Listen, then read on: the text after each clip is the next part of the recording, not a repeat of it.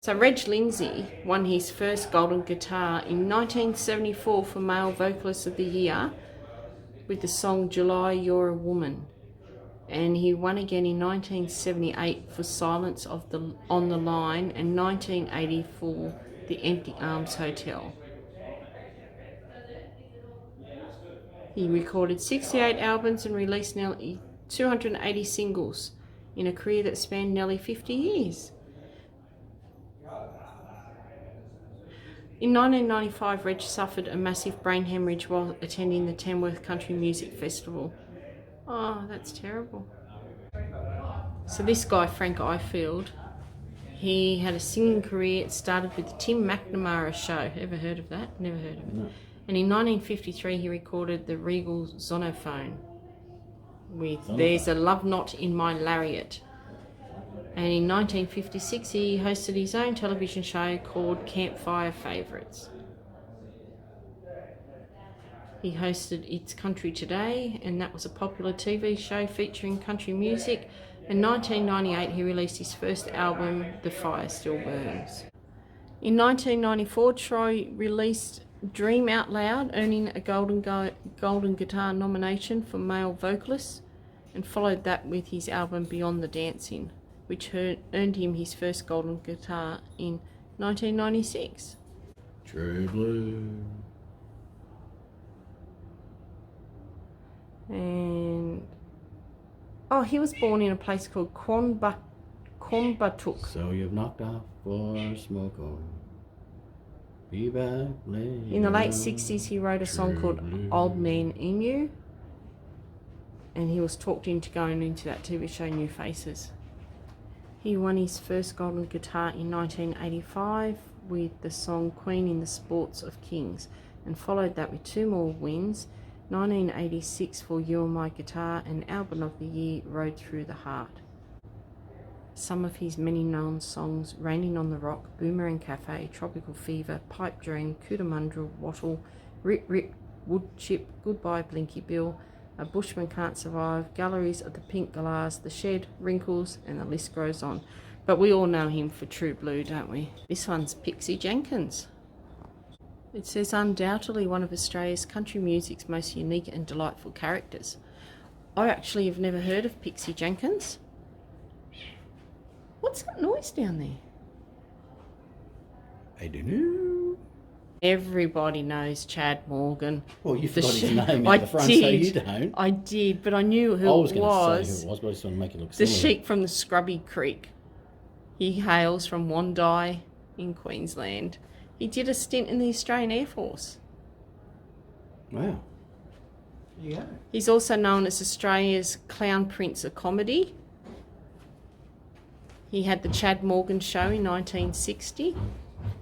He has songs called The Sheep from Scrubby Creek, The Shotgun Wedding, Nobody Else But Little Me, and Oh So Nice in the Nut House. I actually didn't know he was a singer as such. I thought he was just a comedian. I think this lady's so pretty, and the wax figure doesn't do her justice. Melindaschneider. She's had 5 Golden Guitars. Female Vocalist of the Year in 2003. Album of the Year called Family Tree in 2005. Inducted into the Hands of Fame in 2005. She's actually got heaps of awards. This is Tex Morton, the father of Australian country music. His real name was Robert William Lane. He was an electrician. His recordings soon became the hottest sellers in the country with songs like Wrap Me Up in My Stock Whip and Blanket, The Black Sheep, The Yodeling Bagman, Travel by Train, Sergeant Small, Aristocrat, Mandrake, Billy Brink the Shearer.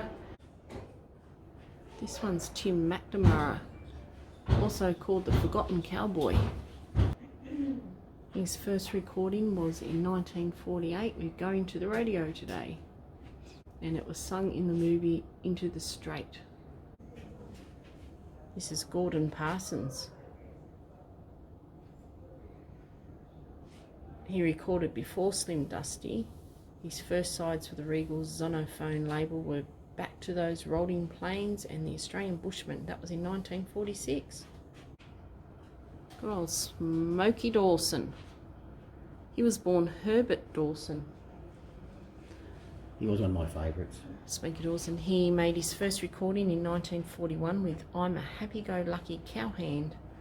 He elevated onto Tamworth's Roll of Renown in 1978. He won the Golden Guitar Award for Heritage Song of the Year with The Days of the Old Caravan at the ripe old age of 75. In the late 1990s, he was still recording. Wow. This guy's Graham Connors. Came into Australian music like a breath of fresh air in the late 80s with a song A Little Further North. Well, there you go. He released his first album around the same time and toured with Chris Christopherson. Wow.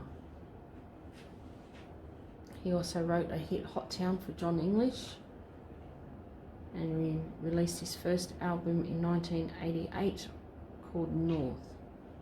One of the best. Slim Dusty.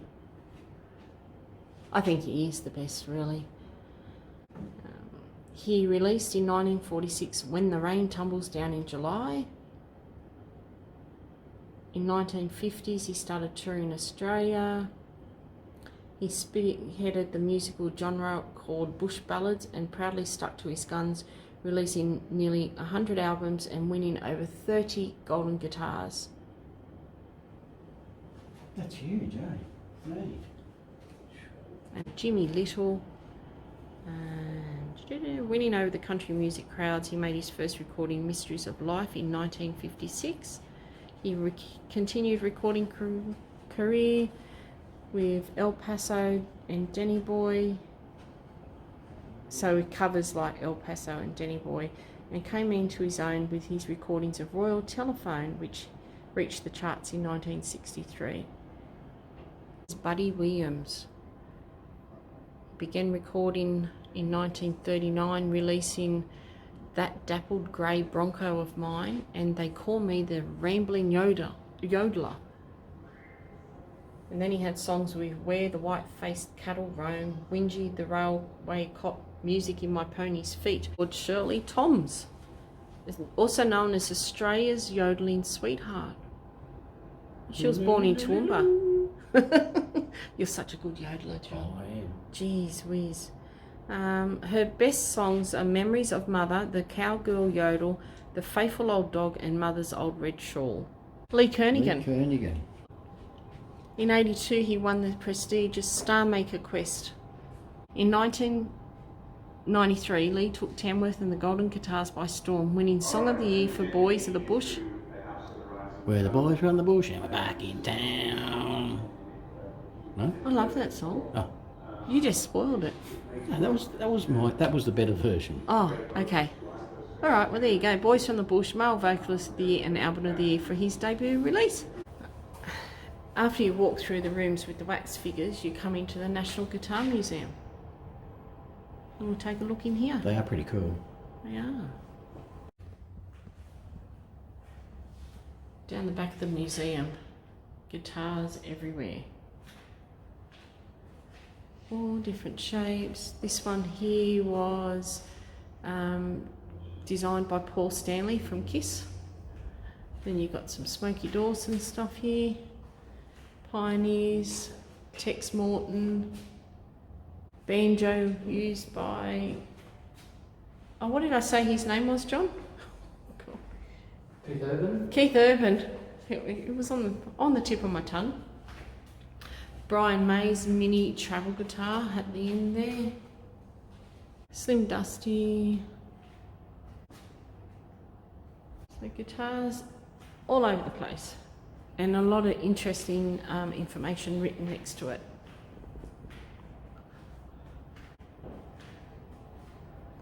Love Tommy Emmanuel.